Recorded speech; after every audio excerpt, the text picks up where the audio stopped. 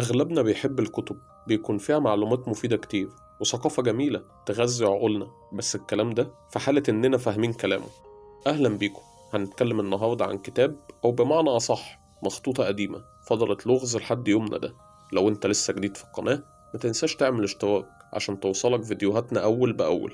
تخيل إن في كتاب بقاله أكتر من 600 سنة بيتنقل من إيد عالم لإيد خبير، ومحدش عارف يفك اللغة بتاعته ولا يفهم معنى رسوماته اللي جاية من كوكب تاني، وهو ده لغز مخطوطة فيونيتش. الكتاب ده بيرجع لأوائل القرن الخمستاشر الميلادي، يعني اتكتب في عصر النهضة، وفيه حوالي 240 صفحة مصنوعين من جلد الحيوانات. المخطوطة مكتوبة بخط إيد جميل ومترتب، لكن بأبجدية كاملة محدش يعرف مصدرها. مش حروف لاتينية ولا يونانية ولا حتى عربية، هي مجموعة من الرموز الفريدة اللي بتتكرر بشكل منتظم ومريب.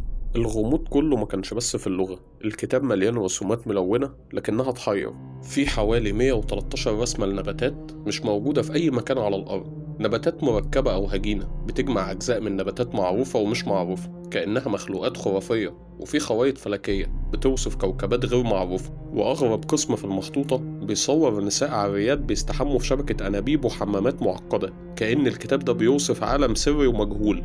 اللغز ده قعد يلف على أهم الشخصيات في أوروبا. وصل الكتاب في القرن السبعتاشر لإيد الإمبراطور رادولف الثاني ملك بوهيميا، اللي دفع فيه مبلغ ضخم جدا اعتقادا منه انه كتاب سحري او علم فريد. وبعده راح لإيد اشهر عالم لغويات في عصره اللي فشل برضه في فك شفرته. فضل الكتاب ده بيختفي ويظهر بين ايد الباحثين لحد ما وصل لتاجر الكتب فيونيتش اللي اتسمى الكتاب باسمه، اللي اكتشفه في مكتبة قديمة سنة 1912. رحلة الكتاب التاريخية دي بتؤكد حاجة واحدة: اللغز ده حقيقي وغريب، مش مجرد شخبطة جديدة. طب ليه المخطوطة دي بالذات كانت صعبة لدرجة إن كل العلماء ما قدروش يفهموها؟ النصوص في الكتاب ده كانت بتتبع قواعد إحصائية واضحة جدا في ترتيب الحروف وتكرار الكلمات، كأنها فعلا لغة حقيقية ومنظمة مش مجرد رموز عشوائية. لكن المشكلة إن نظام الكتابة ده فريد، في حروف بتيجي بس في الأول الكلام وفي حروف بتيجي بس في آخر الكلام.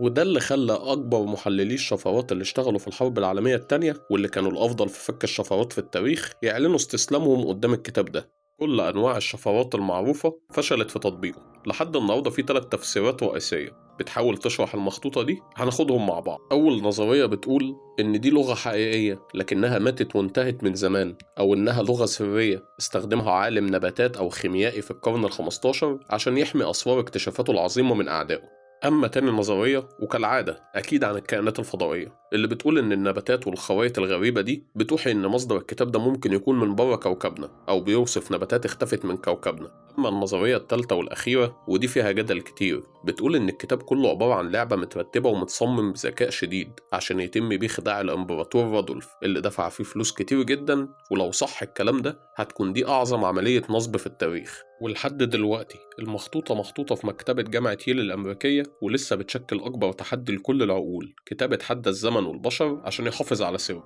يا ترى لو فكنا شفرة الكتاب ده ممكن نكتشف سر إيه عن العالم اللي كنا فاهمينه غلط، ولا نكتشف إننا ضيعنا قرون من وقتنا في أكبر عملية نصب في التاريخ؟ اكتبولي في الكومنتات.